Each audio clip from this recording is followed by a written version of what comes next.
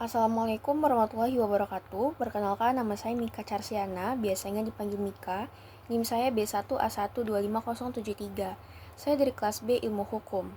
Pada video ini, saya akan menjelaskan sedikit mengenai sumber hukum Islam dan tujuan hukum Islam. Langsung saja, sumber hukum Islam adalah dasar atau pedoman yang digunakan untuk menentukan suatu hukum dalam kehidupan umat Islam. Sumber ini menjadi acuan para ulama dalam menjawab persoalan yang muncul di masyarakat. Sumber hukum pertama adalah Al-Quran. Al-Quran merupakan sumber hukum Islam yang paling utama karena berasal langsung dari Allah Subhanahu wa Ta'ala.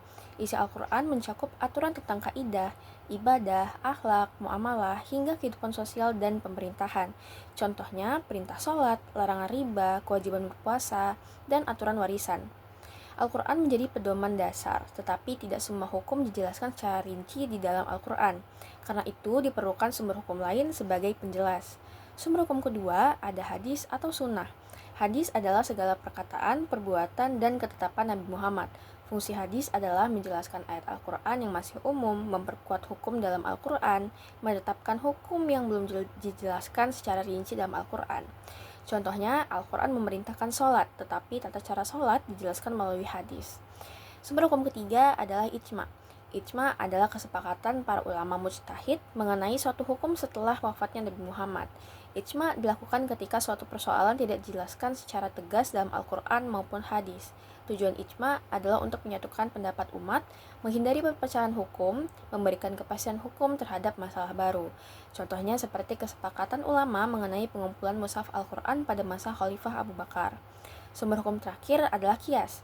Berarti menetapkan hukum suatu perkara baru dengan cara membandingkannya pada perkara lama yang sudah ada hukumnya, karena memiliki alasan atau sebab yang sama. Contohnya, larangan narkoba dikiaskan dengan khamar karena sama-sama memabukkan dan merusak akal. Kias menunjukkan bahwa hukum Islam dapat menyesuaikan perkembangan zaman tanpa meninggalkan prinsip syariat. Dan tujuan hukum Islam. Tujuan hukum Islam disebut maqasid syariah, yaitu mewujudkan kemaslahatan, keadilan, ketertiban, dan kebahagiaan manusia di dunia maupun akhirat. 5 tujuan utama hukum Islam. Yang pertama, menjaga agama atau hifz ad-din. Tujuannya agar manusia tetap memiliki keimanan dan dapat menjalankan ibadah dengan baik. Contohnya, kewajiban sholat, larangan murtad, dan anjuran dakwah. Yang kedua, menjaga jiwa atau hifz an-nafs. Islam melindungi hak manusia dan melarang tindakan yang merusak atau menghilangkan nyawa. Contohnya, larangan membunuh, kewajiban menjaga kesehatan, dan hukuman bagi pelaku pembunuhan. Yang ketiga, menjaga akal atau hifz al-aql. Akal dianggap sangat penting karena manusia menggunakan akal untuk berpikir dan membedakan baik dan buruk. Contohnya, larangan minuman keras dan narkoba, kewajiban menuntut ilmu. Yang keempat, menjaga keturunan atau hifz an-nasl. Islam mengatur kehidupan keluarga agar tercipta keturunan yang baik dan terhormat. Contohnya, anjuran untuk menikah, larangan zina, dan aturan tentang nasab dan warisan. Yang kelima, menjaga harta atau hifz al-mal. Islam mengatur cara memperoleh dan menggunakan harta secara halal. Contoh, larangan mencuri dan korupsi, larangan riba, dan kewajiban untuk zakat. Kesimpulannya, sumber hukum Islam terdiri dari Al-Quran, hadis, ijma, dan qiyas yang menjadi dasar penetapan hukum dalam kehidupan umat Islam. Sedangkan tujuan hukum Islam adalah menciptakan kemaslahatan dengan menjaga agama, jiwa, akal, keturunan, dan harta manusia.